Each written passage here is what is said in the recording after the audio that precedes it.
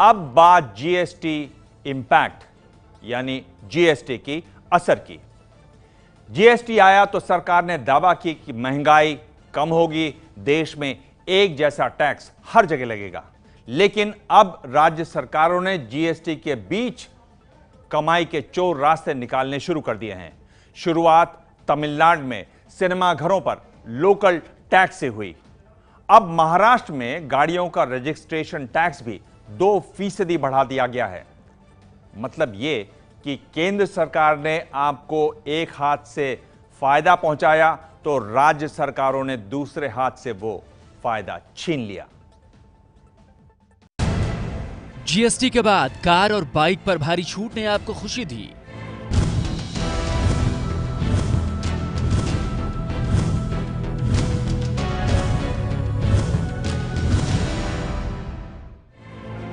फिल्मों की सस्ती टिकटों ने आपको सिनेमा हॉल की ओर खींचा। लेकिन जीएसटी में भी निकल आया है चोर रास्ता।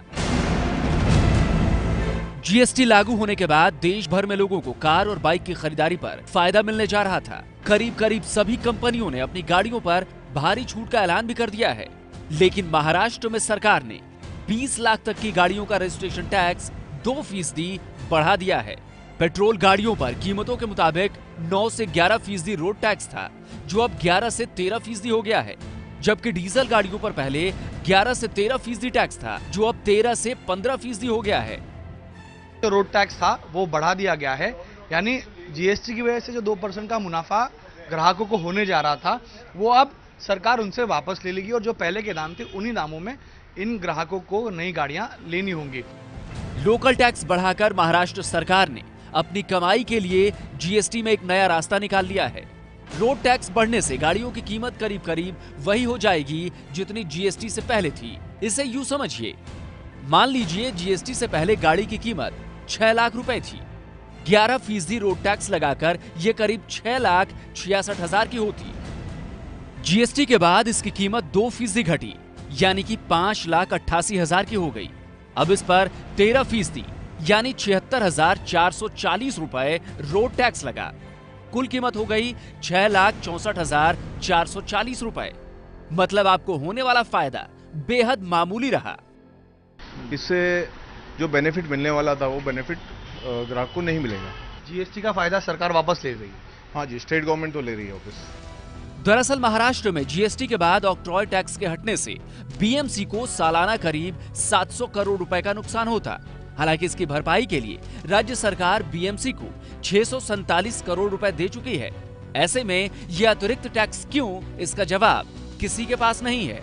ये जो बोझा हमारे ऊपर आने वाला है राज्य के ऊपर, उसकी भरपाई हमारे माध्यम से मैंने इस माध्यम से कर दी है। रोड टैक्स के नाम पे वो जो है वो स्टेट गवर्नमेंट का अधिकार में है और किसी भी स्टेट गवर्नमेंट को ये अपने अधिकार में घटाने का या बढ़ाने का वो स्कोप है उनको। दरअसल जो भी टैक्स जीएसटी में शामिल नहीं किए गए हैं उनमें राज्य सरकारें अपने हिसाब से बदलाव कर सकती हैं। इसमें मुख्य रूप से मनोरंजन कर, मंडी tax, licence fee, road tax और टोल टैक्स शामिल हैं। मनोरंजन कर का ताजा मामला तमिलनाडु का है, जहां 30% एंटरटेनमेंट टैक्स के बदले 28% जीएसटी लगने लगा। तो नगर निगम ने एंटरटेनमेंट टैक्स को 30% लोकल टैक्स में बदल दिया और साथ ही फिल्मों के टिकटों की कीमत नहीं बढ़ाने का आदेश भी जारी कर दिया, जिसके विरोध में सिनेमा हॉल मालिक हड़ताल पर चले गए। यानी तमिलनाडु सरकार ने भी अपनी कमाई के लिए जीएसटी में से चोर रास्ता निकाल लिया। मुंबई से वैभव परब के साथ गणेश ठाकुर की रिपोर्ट। जीएसटी लगने के बाद प्रॉपर्टी पर टैक्स बढ़ गया है।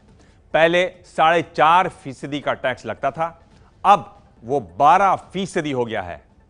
टैक्स बढ़ने के बावजूद सरकार का दावा है कि प्रॉपर्टी महंगी नहीं होगी, लेकिन बिल्डर हैं कि महंगाई का डर दिखा रहे हैं। जीएसटी के बाद ग्राहक और बिल्डर दोनों असमंजस में हैं।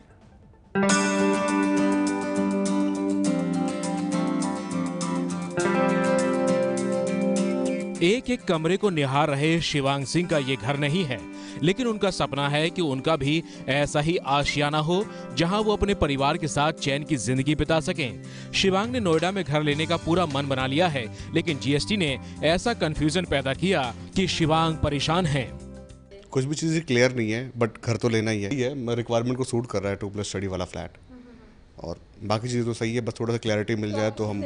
शिवांग के कंफ्यूजन की वजह है रियल एस्टेट सेक्टर पर लगने वाला जीएसटी। जीएसटी से पहले रियल एस्टेट सेक्टर पर 4.5% का सर्विस टैक्स लगता था। इसके बाद कुछ राज्यों में वैट भी लगता था, लेकिन 1 जुलाई से रियल एस्टेट सेक्टर पर 12% की दर से जीएसटी लग रहा है।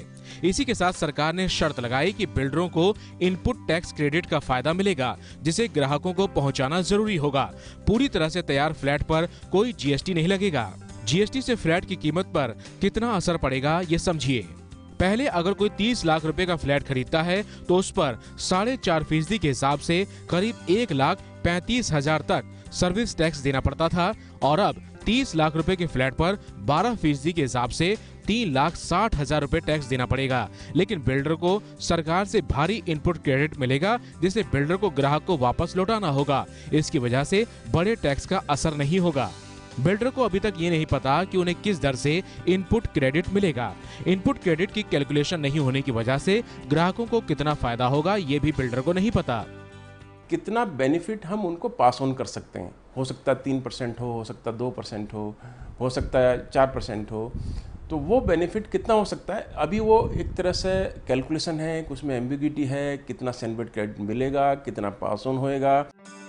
रियल एस्टेट पर टैक्स 7.5% बढ़ने के बाद प्रॉपर्टी महंगी होगी या सस्ती, इस पर बिल्डरों और प्रॉपर्टी एक्सपर्ट के बीच अलग अलग राय है। ना तो प्रॉपर्टी महंगी होगी, मतलब कस्टमर की जेब से कोई एक्स्ट्रा पैसा जीएसटी के नाम से नहीं जाएगा, अगर पूरा इनपुट क्रेडिट लेकर वो उसको सेट ऑफ करता है। आज जीएसटी में चूंकि आपको इनपुट क्रेडिट का भी लाभ मिलेगा, तो ओवरऑल एफिशिएंसीज बरकरार रहेंगी। बेहतर कंस्ट्रक्शन कॉस्ट के नीचे आने की उम्मीद की जाती है, और इसके चलते हो सकता है डेवलपर अपने ख़रीदारों को इसका लाभ आगे पहुंचाए कि अगर कॉस्ट ऑफ कंस्ट्रक्शन कम होगी तो जाहिर सी बात है ख़रीदार डिज़र्व करता है, उसका हक बनता है इस फ़ायदे को हासिल करने का। मोदी सरकार ने साल 2022 तक हर किसी को घर देने का वादा किया है, लेकिन जीएसटी के लागू होने के बाद सरकार का ये वादा पटरी से नहीं उतरेगा। ग्राहकों को अभी इसका इंतजार है। पहले नोटबंदी, फिर रेरा और अब जीएसटी। रियल एस्टेट की हालत पिछले कई सालों से खराब चल रही है, और विशेषज्ञों का मानना है कि अगर आप प्रॉपर्टी में इन्वेस्ट करना चाहते हैं तो अगले 2-3 साल तक रुक जाएं, क्योंकि ये अच्छा वक्त नहीं है। Ratna Shuklanand, ABP news, Noida. ये है एबीपी न्यूज़, आपको रखे आगे।